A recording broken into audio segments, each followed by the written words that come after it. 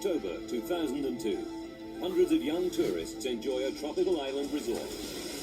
Then, massive explosions rip through the packed nightclubs. The bombings claim 202 lives. It's the worst act of terror since 9/11. Now, using advanced computer simulation, we reveal exactly what happened in the Bali bombings. Behind every disaster lies a chain of critical events that decides who lives and who dies. Unravel the fateful moments in those final seconds from disaster.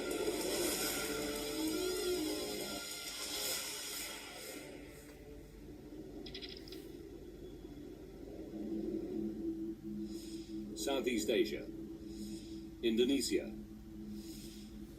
the island of Bali. Bali's tropical breezes blow in vacationers from all over the world. The warm Balinese welcome is legendary.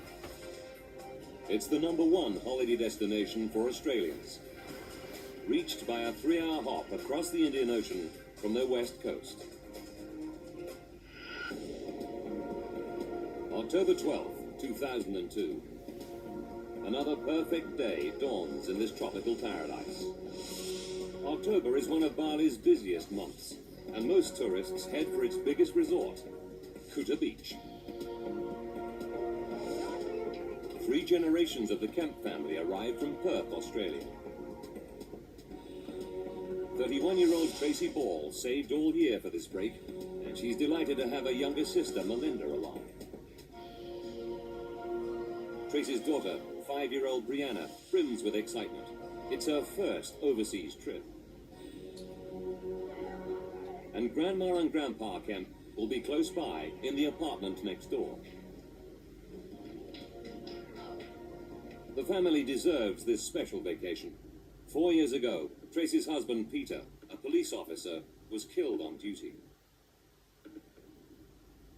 The tragedy left Tracy a little anxious about being away from home. It was always in the back of my mind that you just always have to be careful no matter what you do, wherever you go. And especially going to a different country, you don't know exactly, what's going to happen. Indonesia has the world's largest Muslim population, with 210 million followers. But on the island of Bali, Hindus outnumber Muslims by almost 20 to 1. The two faiths have lived in harmony for centuries. Abdulaziz, alias Samudra, performs his ritual cleansing for the first call to prayer. He's a devout Muslim, but his motives are far from the non-violent teachings of the Islamic faith. He's a homegrown Indonesian terrorist in Bali to command a group of fanatics intent on causing death and destruction. 12 o'clock, midday. Perth, Australia. 20 young men from a local football team head out to Bali. This is footage of their trip. 25-year-old Ben Clohesi and his teammates are looking forward to 2 weeks of sun, sea, and socializing. 100 different libidos, basically all pumped, ready to go. As Ben and his friends arrive at Bali's international airport, at a rented house 11 kilometers away, terrorist mastermind Samudra calls a strategy meeting. The 5 men present are part of an Islamic terrorist network extending across Southeast Asia. It's called Jemaah Islamiyah, or J-I, and hundreds of its members have been trained by Al-Qaeda. In 2001, Al-Qaeda moved several of its training camps from Afghanistan to secret locations across Indonesia. Their Academy of Terror produced a new generation of Indonesian recruits. They've been linked to a series of bombings and attacks in the region, killing dozens of people.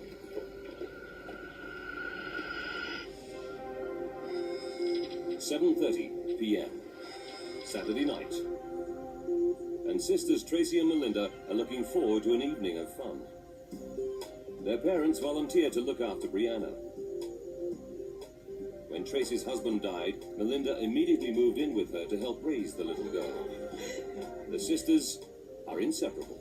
We did become best friends, which was awesome. She became very much someone that I depended on nearly every day.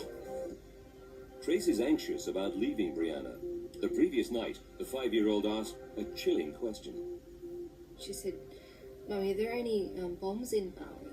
And I said, "Honey, no, of course there's no bombs in Bali."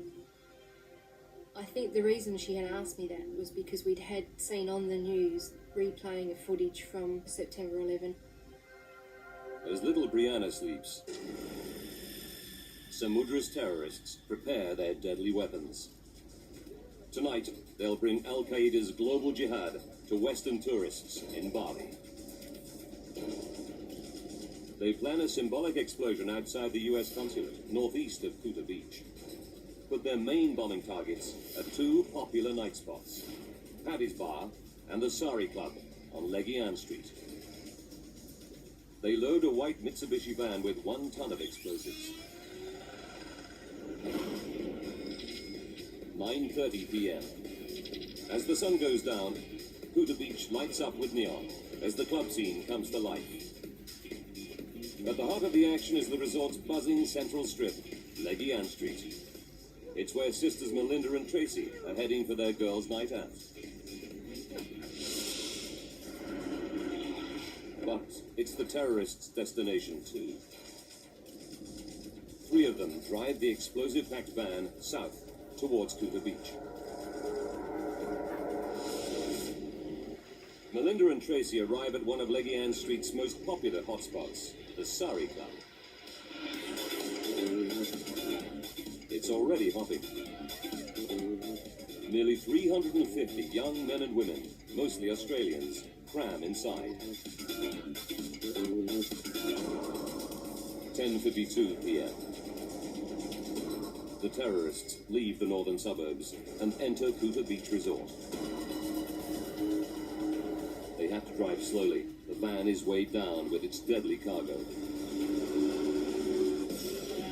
The Australian footballers roll up at the Sari Club. 25-year-old Ben Clohessy is ready for his first taste of Bali's nightlife. They park themselves at the bar and start drinking. 11:01 p.m. The terrorist white van reaches Legian Street.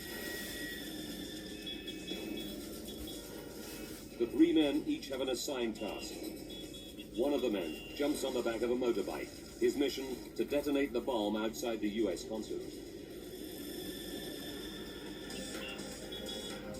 Inside the Sari Club, Tracy and Melinda have had a great night, but Tracy is anxious to get back to daughter Brianna. I kept saying, we really need to get going, because I had said we wouldn't be out too late. Now, the explosive-packed van stops right outside the Sari Club. A second terrorist jumps out and heads for his target, Paddy's Bar. He makes his way inside through the crowd of Western tourists.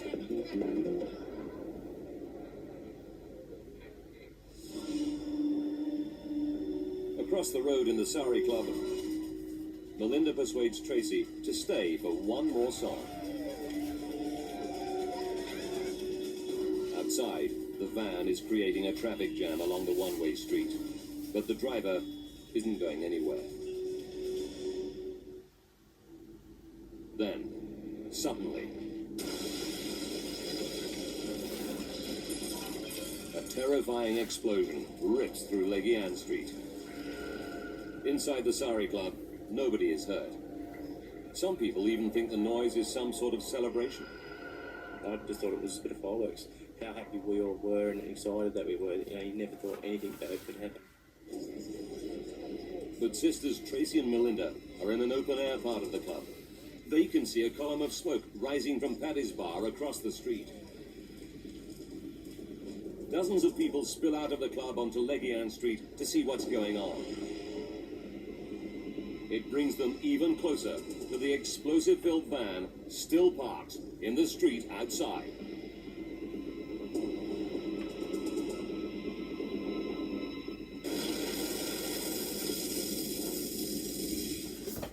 People people partying in the Sari Club in Bali's Kuta Beach Resort hear a huge bang outside.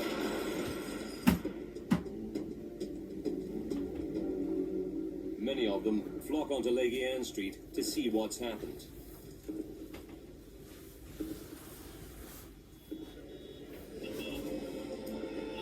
It brings them within meters of the terrorists' explosive-packed white Mitsubishi van. 15 seconds after the first blast. A second colossal explosion rips through Legian Street. It kills dozens outside and inside the Sari Club instantly. Within seconds, a raging inferno traps hundreds. Flames also engulf victims trapped in vehicles caught in the traffic jam. Home video footage captures the chaos as frantic bystanders run to escape. Exploding fuel tanks add to the panic.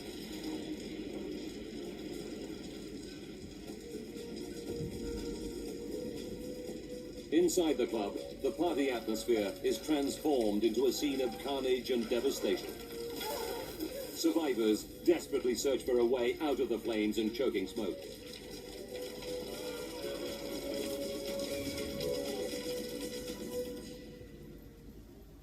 A 31-year-old widowed mother, Tracy Ball, is buried under a stack of rubble. She feels people walking over her as they rush to escape the inferno. Desperately, Tracy digs herself out of the debris. But there's no sign of her younger sister, Melinda. She was nowhere to be seen, and there was just fire and screaming from all directions. So at the same time, I'm screaming, I have to find you, I can't find you.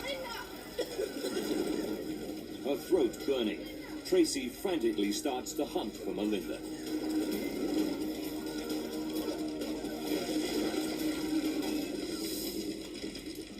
Footballer Ben Clohesi finds he can't move.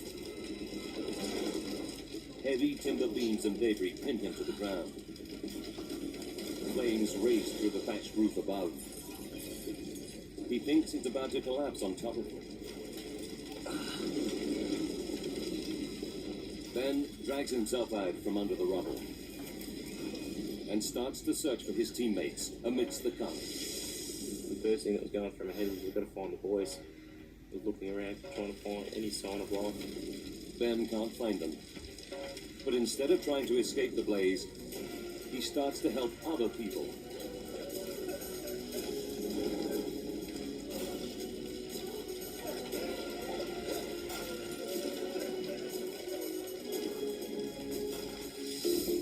Outside, it looks like a war zone. Fierce fires spread through Legian Street. Buildings are ablaze over an area 120 meters wide. Burned and maimed survivors lurch out of the devastated buildings. Many local people rush to help survivors. One of the first on the scene is Kuta Beach Traffic Chief, Agus Bambang. Saya lihat puluhan korban. I saw dozens of victims exiting and running outside of the club, away from the engulfing flames. Some were shouting, saying, "It's so hot, it's so hot. Please, help us get to a hospital quickly." Bambang orchestrates rescue efforts to help the victims. Among those killed and injured in the blast, dozens of his fellow Balinese. Daerah Kuta tidak saja dipenuhi oleh There were not only foreign tourists, but also local people from Denpasar who came to Kuta for the weekend. banyak sopir yang menunggu Secondly, there were a lot of drivers waiting to drive their customers back to their hotels. diantarkan ke hotelnya masing-masing. There were also a lot of small traders. Juga banyak pedagang kecil. Inside the Sari Club, footballer Ben Clohesi is also helping the injured. He leads two survivors to the only area of the blazing club that looks free of flames. But he finds that a 4.5-meter high wall blocks their path.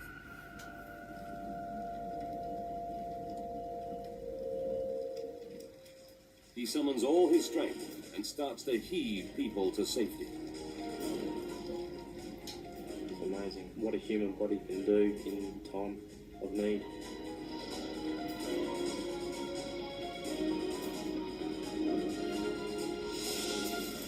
While survivors head for the only part of the club not in flames, 31-year-old widowed mother Tracy is still desperately searching for her missing sister, Melinda. I could feel my skin burning because it was extremely hot. Everywhere I looked and lifted up, to look underneath stuff, it wasn't her. As flames rain down from the burning roof, Tracy thinks of her 5-year-old daughter, Brianna, and realizes she must make a terrible choice. Does she continue to search for her sister and best friend Melinda, or escape while she still can? What if I get out and she's here waiting for me to find her and she burns to death? How do I tell Mum and Dad that I left her behind? But then I thought, what will Mum and Dad tell Brianna when I don't come back?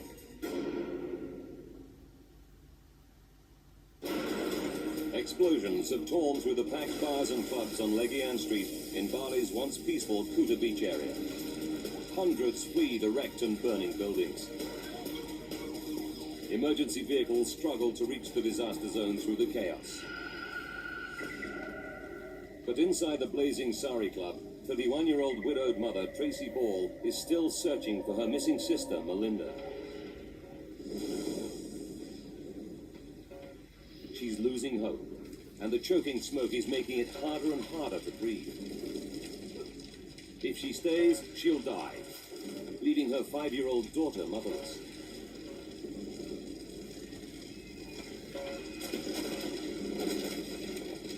She makes her decision. Tracy heads for the club's south side. A wall has been shattered by the blast, but it's still 2 meters high.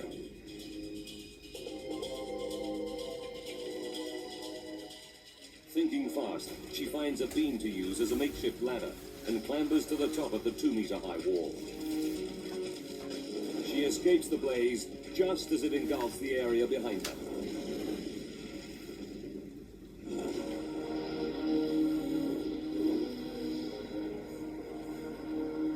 Tracy makes it as far as the curve outside the club. All around her, rescuers struggle to help people amid the chaos. Then, emerging out of the mayhem of Legian Street, Tracy's father appears. He heard the blast from the apartment and raced to the club to look for his daughters. My dad came in that instant and found me and said, Tracy, oh my God, where's Melinda? Her father's unexpected appearance gives Tracy new hope. Perhaps he can find Melinda.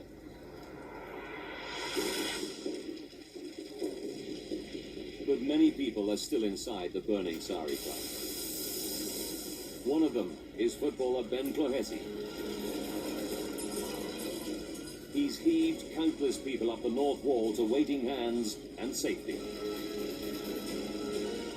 Ben doesn't know whether all his teammates made it out. But the heat is now unbearable. He has to go.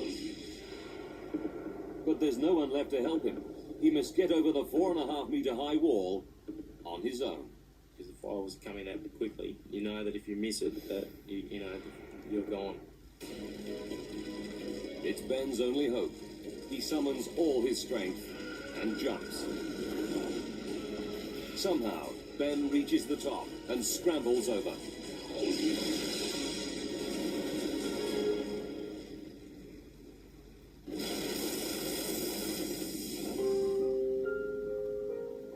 "31-year-old widowed mother Tracy waits for her father to return with word of Sister Melinda.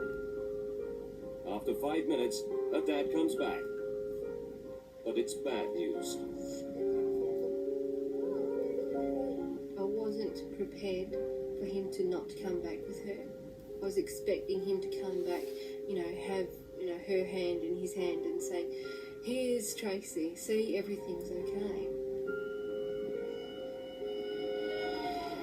1 a.m. nearly 2 hours since the blast. The disaster overwhelms the emergency services. Over 300 injured survivors must make their way to local hospitals and clinics any way they can. In cars, vans, even on the back of motorcycles.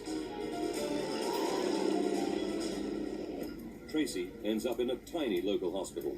She suffered third-degree burns, mostly to her back. She's alive, but needs urgent surgery. Despite staying in the blazing club to help people, Ben Clohessy escapes with only minor burns. Hundreds of people are missing. Among them, Tracy's 25-year-old sister, Melinda. Her distraught father, Ron Kemp, scours every clinic and hospital in Kuta Beach.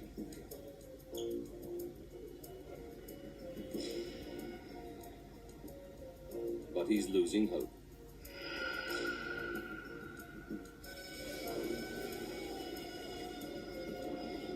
By 3 a.m., ambulances arrive with the last of the survivors. But he still has no news of his daughter, Melinda.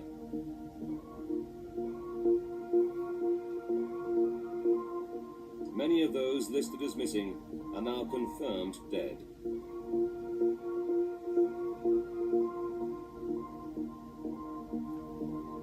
The search takes him to a small private hospital. There, he finds Melinda. She's alive. The blast knocked her out, and she has no idea how she escaped the club. Miraculously, she only has minor injuries. 5 a.m. As Tracy is wheeled out of surgery, the sisters are finally reunited. He looks over to me and she's just in tears. She's like, "Oh my God, you're okay," kind of thing, you know. It's not really words said, just looks. Even now, it makes me cry because I could then relax and realise that everything was going to be okay. The next day, Tracy's 5-year-old daughter, Brianna, insists on visiting her mother and aunt in hospital. She was so brave and crying, but at the same time saying, "Mummy, I love you, and even though you're burnt, I still think you're beautiful." And that was the first thing she said to me.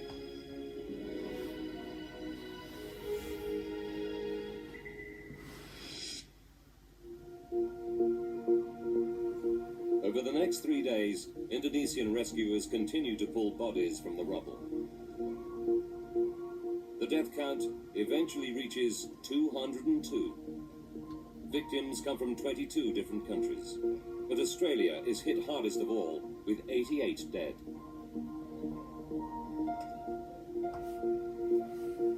Three days later, Ben Clohessy and his surviving teammates return to Perth, Australia.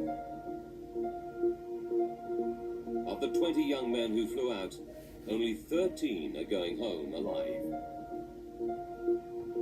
The remains of the other 7 will be returned to their families.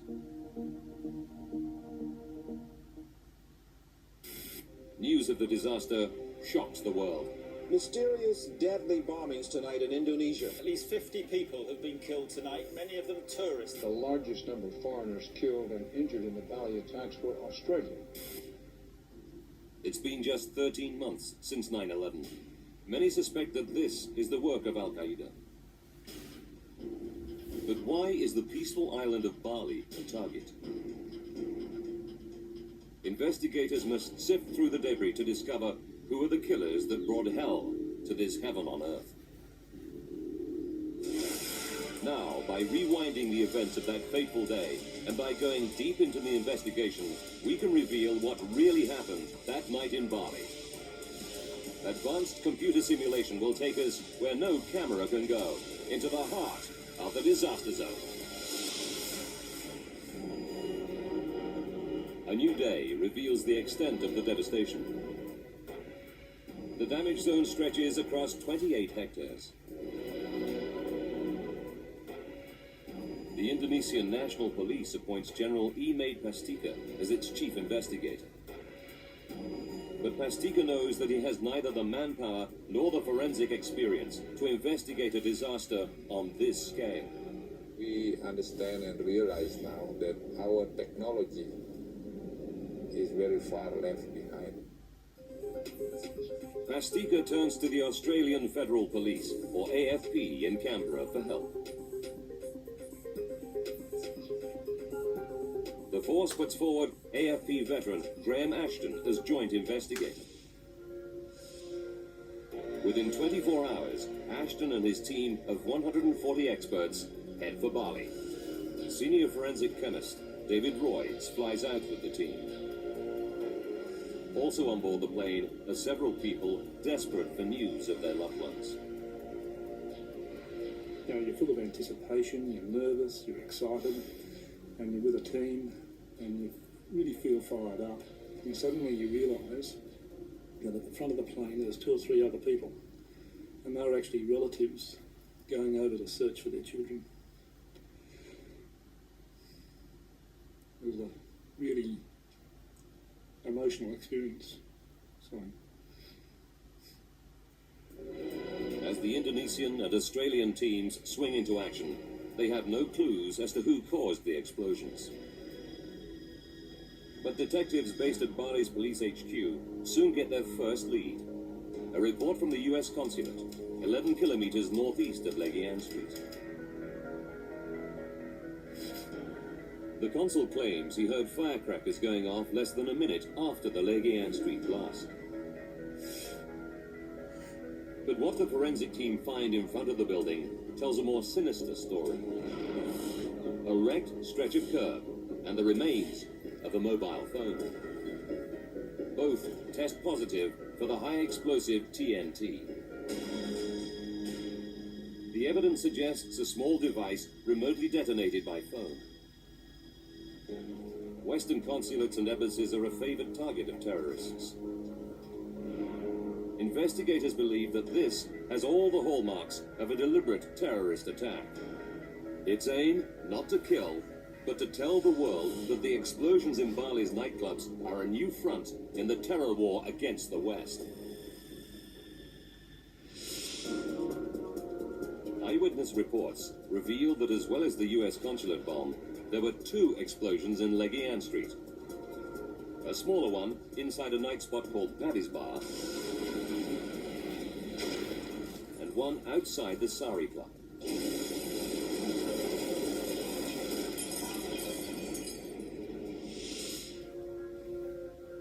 The investigation team start to comb the 28-hectare blast zone for evidence that might lead to the killers. It's a monumental task. Even the tiniest piece of debris might provide the crucial lead. It could take months. And after just 2 weeks, there's a major setback. Local officials are in a tough spot. They're under pressure from Kuta Beach's predominantly Hindu residents to clear the blast site. These local Hindus believe that the ghosts of blast victims haunt the area. They want to hold a ceremony to purify the site and release the troubled spirits of the dead. But it means scooping up all the rubble and casting it into the sea. The officials tell the Australian and Indonesian investigators their time is up. Bulldozers are wanting to clean the street up, and so if you want to get any more samples, you've got 2 hours. Clearing the blast zone will destroy crucial evidence. If the investigators can't stop the bulldozers, the murderers of 202 innocent holidaymakers and Balinese might never be caught.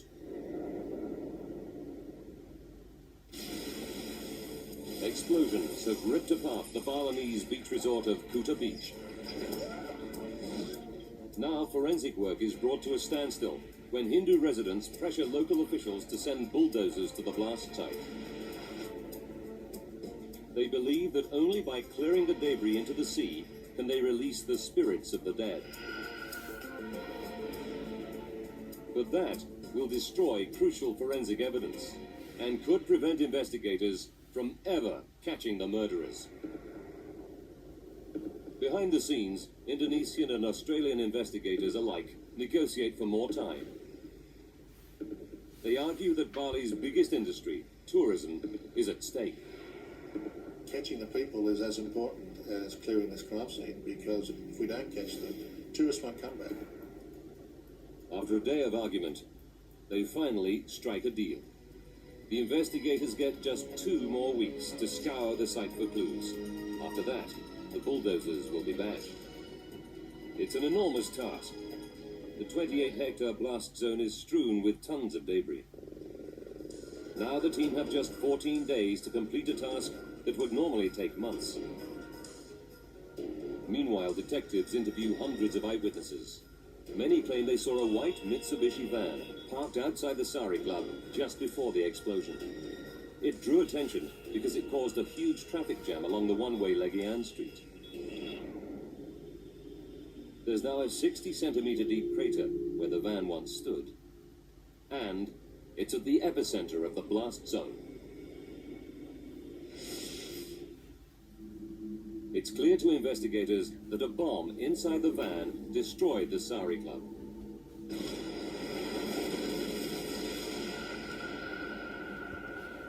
But who owned the van? To find out, investigators need to locate the remains of the van itself. It won't be easy. The van would have been blown to bits in the blast. And the explosions destroyed 19 vehicles and 32 motorbikes on Legian Street. Forensic experts must examine thousands of twisted remains, piece by piece.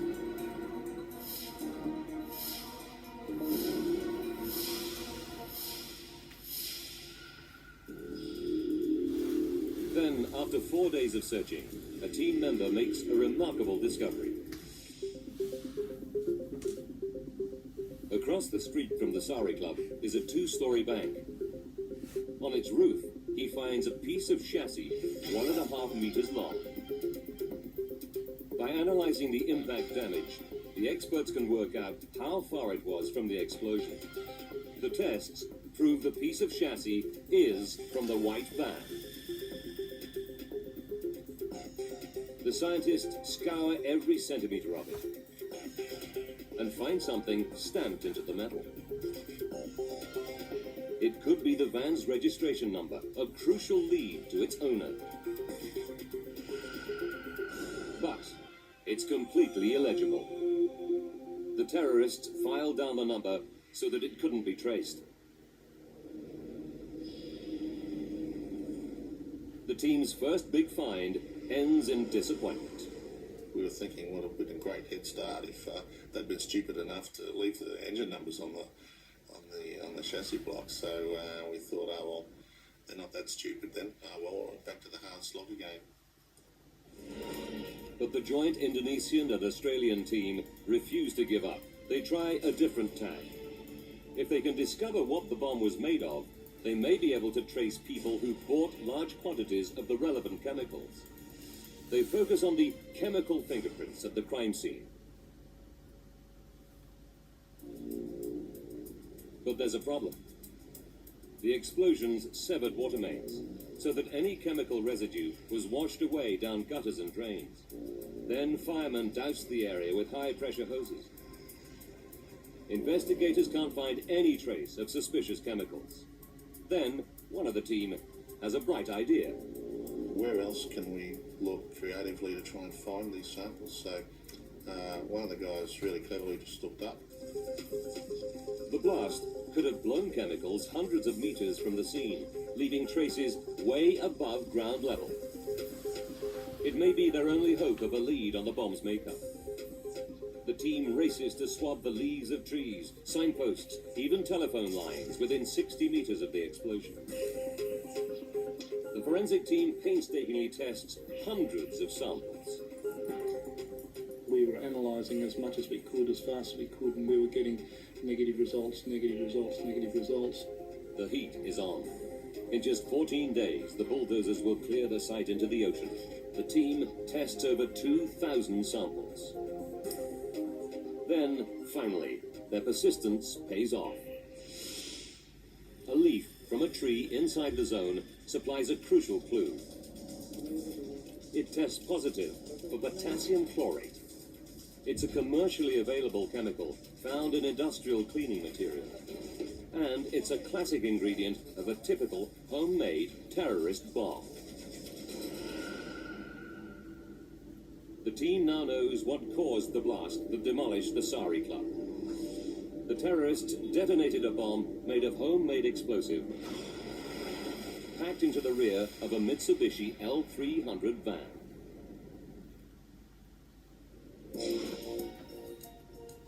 It's a promising lead. Detectives on the team start to track the purchase and delivery paths of large quantities of potassium chlorate. The hunt is on. Time is running out. At the blast zone, the forensic team need more evidence before the bulldozers return. And they've only scratched the surface. They must still find out what happened inside Paddy's Bar, where 20 people died. Eyewitnesses report a separate, smaller explosion here, seconds before the Sari Club blast. The forensic team works day and night to search through the mountain of debris in the ruined club. Then Chief Forensic Scientist David Royds spots something. My eyes fell upon this little bit of copper wire that was no more than 5 centimetres long. Just jumped out at me like that was like pure gold. Royds suspects that it could be part of a bomb planted by terrorists inside Paddy's Bar. He runs tests on it and finds traces of the high explosive TNT. He concludes that it is a piece of bomb detonating wire. To find the epicenter of the blast, Royds devises an ingenious experiment. Tracing back from the explosion's impact points, he creates a spider web of string. Where the strings intersect reveals the exact place where the bomb went off. It's 1 meter off the ground. It raises a disturbing possibility. So at this stage, we started to think that this could well be a suicide bomber. On the ceiling, directly above the blast epicenter, Royds finds a cluster of human tissue. He takes a batch of samples and conducts DNA tests. The DNA all belongs to one person. The team also finds fragments of fabric radiating out around the epicenter. They're an exact match for fibers found on the detonating wire. It's a huge breakthrough for the forensic team. They now know exactly what killed 20 innocent people inside Paddy's Bar. 11:07 p.m. A suicide bomber walks into Paddy's Bar wearing a vest lined with TNT. When he reaches the packed dance floor, he hits the detonator.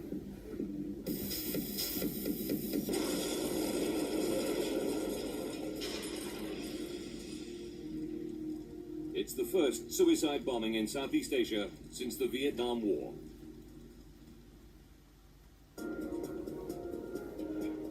Investigators now know exactly what caused the 3 explosions on the night of October the 12th. But they're no closer to catching the bombers. Detectives have been unable to trace any bulk purchases of potassium chlorate.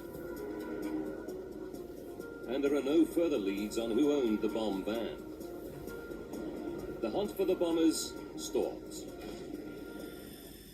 With the terrorists still at large, people across Southeast Asia must face the prospect of further attacks.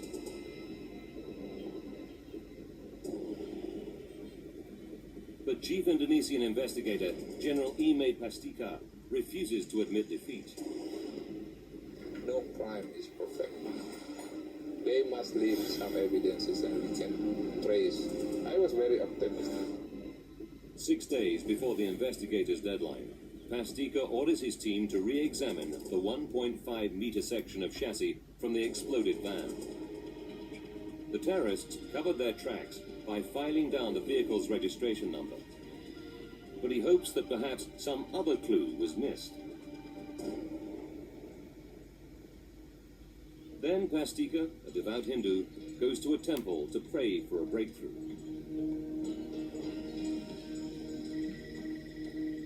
During his devotions, he gets a call. It's one of his deputies. Imagine him sitting there praying and his cell phone goes off. General, where are you? Are you not in the office? And he said, no, I'm praying for the success of the investigation. And he said, oh, you must be hitting the right note then, General, because I've just found a number on the chassis rails. When the team re-examined the piece of chassis recovered from the bomb van, they found a piece of metal 4 centimeters long welded onto it. When they remove it, they discover the vehicle identification number.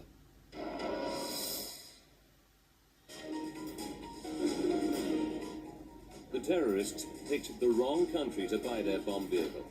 They filed off the 2 usual identifying numbers, but obviously didn't realize that commercial vehicles in Indonesia have a 3rd number stamped on the chassis.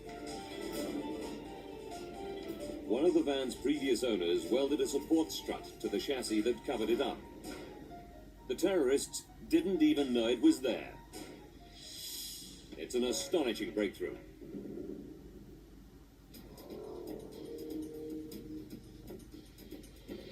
Investigators searched through vehicle records. They quickly tracked down all 7 previous owners of the van, including the last person to buy it. His name is Amrozi. He's already known to authorities as a member of Jemaah Islamiyah, a terrorist network linked to Al-Qaeda.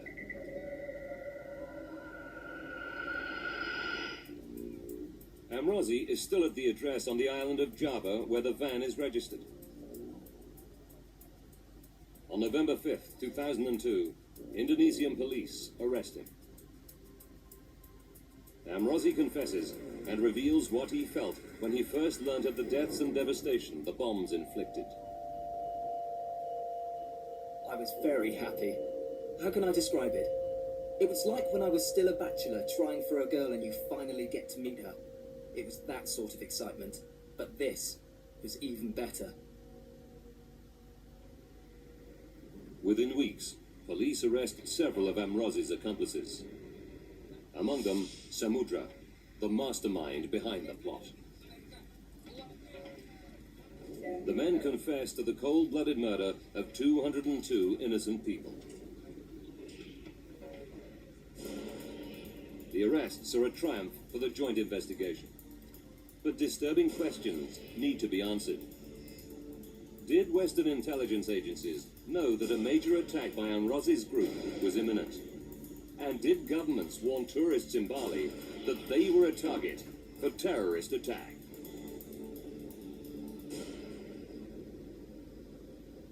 A joint Australian and Indonesian investigation leads to the arrest of several of the Bali bombers.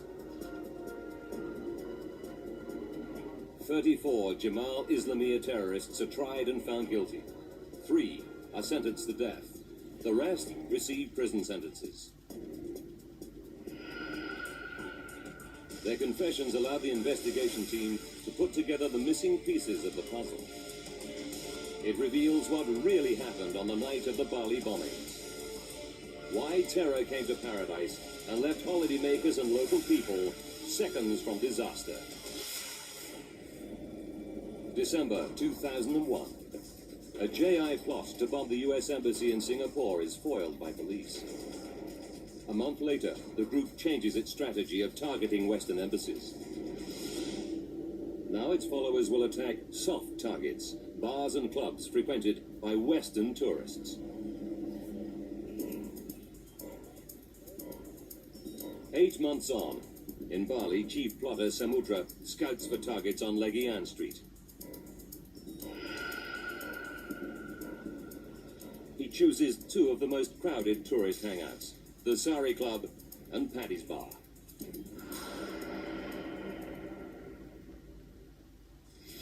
October 6th, 6 days to disaster. In the rented house in Denpasar, the JI terrorists start making the Sari Club bomb.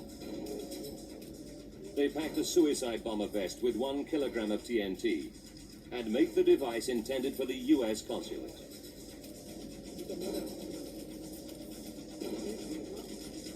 Two hours to disaster. The terrorists have loaded the Mitsubishi van. It now contains 1 ton of potassium chlorate mixture, packed into 12 filing cabinets connected by detonating cord.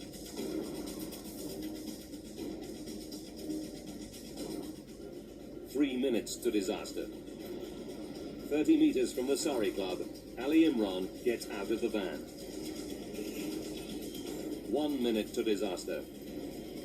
The first suicide bomber, a young Indonesian known as Ferry, walks into Paddy's bar. When he reaches the packed dance floor, he hits the detonator.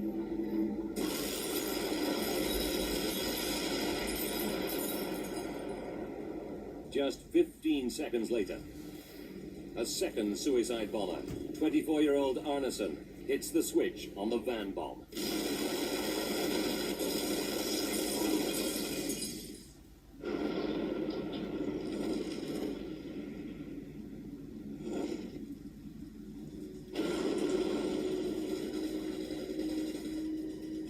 Seconds later, the terrorists use a phone to detonate the device planted some 3 hours earlier outside the US consulate. It announces to the world that the Bali bombings are an attack on America and its allies. Australian tourists, Melinda and Tracy, were lucky to survive.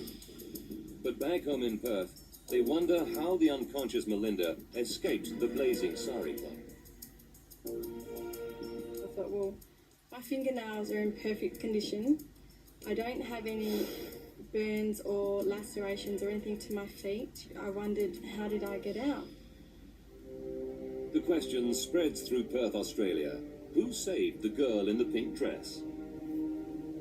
Word reaches 25-year-old footballer Ben Clohessy. He recalls helping an unconscious blonde girl over the wall and realizes it was Melinda. He visits Melinda to tell her the story. Meeting Ben was just like meeting, you know, a saint.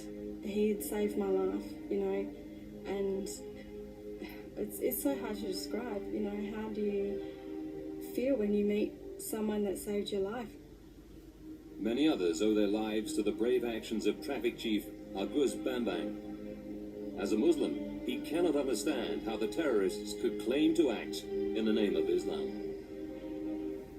Okay, if I were to ask them a question, I would probably knock at the door of their heart and ask them what would happen if the dead burnt victim turned out to be their wives, or if the burnt dead victim turned out to be Amrosi's mother, Iman Samudra's mother, or Amrosi's wife, or Iman Samudra's wife, burnt like that. How would they feel?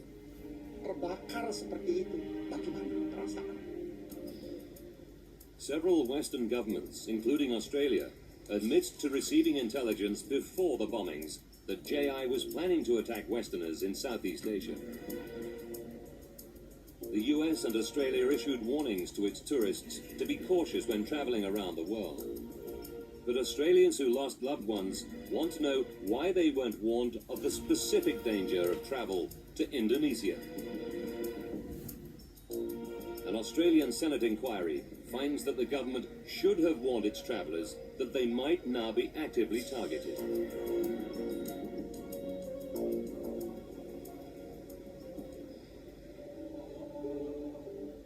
"30 days after the bombings, investigators keep their promise to hand over the crime scene to the Hindu community. The ocean waves receive the spirits of the dead.